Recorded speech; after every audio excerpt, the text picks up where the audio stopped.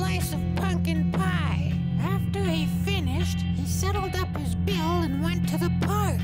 The clouds were dark and ominous, and tiny droplets of rain were smashing down on the leaves. Bill noticed a peculiar-looking man out of the corner of his eye.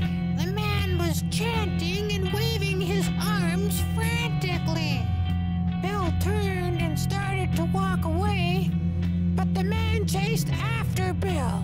The chanting man caught Bill by his sleeve, and with wild, crazy eyes, he screamed, "The monkey man has broken through the time vortex!" Bill yanked his arm free and ran for his life.